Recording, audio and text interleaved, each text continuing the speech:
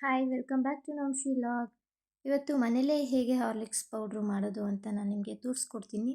ಮಕ್ಕಳು ಹಾಲು ಕುಡಿಯೋಕ್ಕೆ ತುಂಬಾ ಕಿರಿಕಿರಿ ಮಾಡ್ತಾ ಇರ್ತವೆ.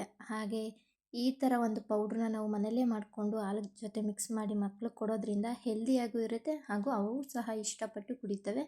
ಈ ಒಂದು ರೆಸಿಪಿನ ಮಾಡೋದಕ್ಕೆ ನಾನಿಲ್ಲಿ ಗೋಧಿನ ತೊಗೊಂಡಿದ್ದೀನಿ. ಗೋಧಿನ ಚೆನ್ನಾಗಿ ತೊಳೆದು ನೆನೆಸಿ ಮೊಳಕೆ ಕಟ್ಟಿ ಒಣಗಿಸಿ ಇಟ್ಕೊಂಡಿದ್ದೀನಿ. ಮತ್ತೀಗ ಒಂದು ಅರ್ಧ ಬೌಲಷ್ಟು ಕಲ್ಸಕ್ಕರೆ, ಹಾಗೆ ಒಂದು 1/4 ಕಪ್ಪಷ್ಟು ಕೊಕೋ ಪೌಡ್ರು, ಒಂದು 1/4 ಕಪ್ಪಷ್ಟು ಬಾದಾಮಿ, ಹಾಗೆ 1/4 ಕಪ್ಪಷ್ಟು ಕಡಲೆ ಬೀಜ, ಹಾಗೆ ಮಖಾನ ತಗೊಂಡಿದ್ದೀನಿ, ಹಾಗೆ ಓಟ್ಸ್, ಮತ್ತು ಇಲ್ಲಿ ಒಂದು ಅರ್ಧ ಬೌಲಷ್ಟು ಹಾಲು ಪೌಡ್ರನ್ನ ತೊಗೊಂಡಿದ್ದೀನಿ.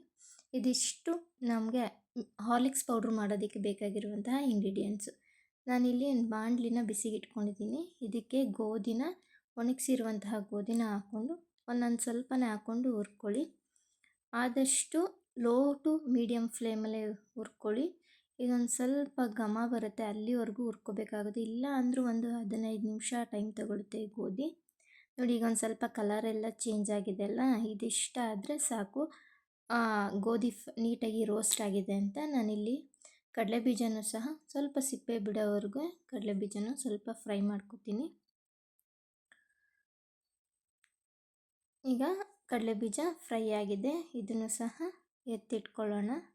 ಈಗ ಅದೇ ಬಾಣಲಿಗೆ ನಾನಿಲ್ಲಿ ಬಾದಾಮಿನ ಹಾಕೋತಾ ಇದ್ದೀನಿ. ಬಾದಾಮಿನೂ ಅಷ್ಟೇ ಸ್ವಲ್ಪ ಫ್ರೈ ಆಗಿದ ತಕ್ಷಣ ಅದನ್ನು ತೆಗೆದುಬಿಡಿ. ಈಗ ಇದನ್ನೆಲ್ಲ ನಾನು ಒಂದು ಪ್ಲೇಟ್ಗೆ ಹಾಕ್ಕೊಂಡಿದ್ದೀನಿ. ಈಗ ಅದೇ ಬಾಣಲಿಗೆ ಮಖಾನೂ ಅಷ್ಟೇ ಸ್ವಲ್ಪ ಕ್ರಿಸ್ಪಿನೆಸ್ ಬರಬೇಕು, ಅಲ್ಲಿವರೆಗೆ ಹುರ್ಕೊಂಡ್ರೆ ಸಾಕು. ಈಗ ಓಟ್ಸ್ನ ಹಾಕ್ಕೊಂಡಿದ್ದೀನಿ. ಎಲ್ಲನೂ ಒಟ್ಟಿಗೆ ಹಾಕ್ಕೊಂಡು ಹುರ್ಕೊಳ್ಳೋಕೆ ಹೋಗ್ಬೇಡಿ, ಒಂದೊಂದು ಸೈಜ್ ಇರೋದ್ರಿಂದ ಕೆಲವೊಂದು ಸೀದೋಗುತ್ತೆ.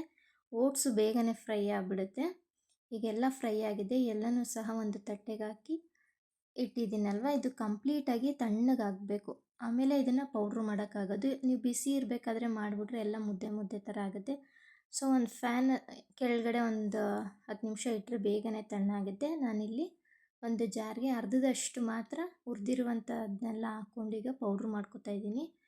ಈಗ ಒಂದು ಅರ್ಧದಷ್ಟು ಸಹ ಅದು ಪೌಡ್ರ್ ಆಗಿದೆ, ತರಿ ಇದೆ. ಈ ಟೈಮಲ್ಲಿ ನಾನು ಇದಕ್ಕೆ 1-2 ಟೇಬಲ್ ಸ್ಪೂನ್ ಆಗುವಷ್ಟು ಕಲ್ಸಕ್ಕರೆನ ಹಾಕ್ಕೊಂಡು ಮತ್ತೆ ಅದನ್ನು ಗ್ರೈಂಡ್ ಮಾಡ್ಕೊತೀನಿ. ಆದಷ್ಟು ಎಷ್ಟು ನೈಸ್ ಆಗುತ್ತೋ ಅಷ್ಟು ಮಾಡ್ಕೊಳ್ಳಿ. ಮಿಕ್ಸಿ ಏನಾದರೂ ಬಿಸಿ ಬಂತು ಅಂತಂದರೆ ಸ್ವಲ್ಪ ಹೊತ್ತಿಟ್ಟು ಆಮೇಲೆ ನಂತರ ಪೌಡ್ರು ಮಾಡಿ. ಈಗ ಪೌಡ್ರೆಲ್ಲ ಈಗ ಮಾಡ್ಕೊಂಡಿದ್ದೀನಲ್ವ, ಅದನ್ನು ಜರಡಿ ಇಟ್ಕೊತಾ ಇದ್ದೀನಿ. ಆದಷ್ಟು ಸಣ್ಣದಿದ್ದರೆ ಅದರಲ್ಲಿ ಇಟ್ಕೊಳ್ಳಿ, ತರಿ ಇರುತ್ತೆ. ಈಗ ನಾನು ಅದಕ್ಕೆ 1-2 ಟೇಬಲ್ ಸ್ಪೂನ್ ಆಗುವಷ್ಟು ಮಿಲ್ಕ್ ಪೌಡ್ರನ್ನ ಹಾಕ್ಕೊಂಡು ಮಿಕ್ಸ್ ಮಾಡ್ಕೊತಾ ಇದ್ದೀನಿ. ಮಿಲ್ಕ್ ಪೌಡ್ರಲ್ಲೂ ಏನಾದರೂ ಗಂಟುಗಳಿದ್ದರೆ ಅದನ್ನು ಸಹ ಜರಡಿ ಇಟ್ಕೋಬೋದು.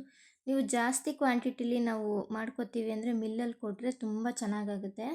ಈಗ ನಾನು ಅದಕ್ಕೇ 1-2 ಸ್ಪೂನ್ ಆಗುವಷ್ಟು ಕೋಕೋ ಪೌಡ್ರನ್ನ ಹಾಕ್ಕೋತಾ ಇದ್ದೀನಿ. ಇದು ಚಾಕ್ಲೇಟ್ ಫ್ಲೇವರ್ ಇಷ್ಟ ಇತ್ತು ಅಂದರೆ ಇದನ್ನು ಹಾಕ್ಕೊಳ್ಳಿ, ಇಲ್ಲ ಅಂದರೆ ನಿಮಗೆ ಆನ್ಲೈನಲ್ಲಿ ವೆನಿಲಾ ಶುಗರ್ ಅಂತ ಸಿಗುತ್ತೆ, ಅದನ್ನು ಸಹ ಯೂಸ್ ಮಾಡ್ಬೋದು ಫ್ಲೇವರ್ ಇಷ್ಟ ಆಗಿಲ್ಲ ಅಂದರೆ.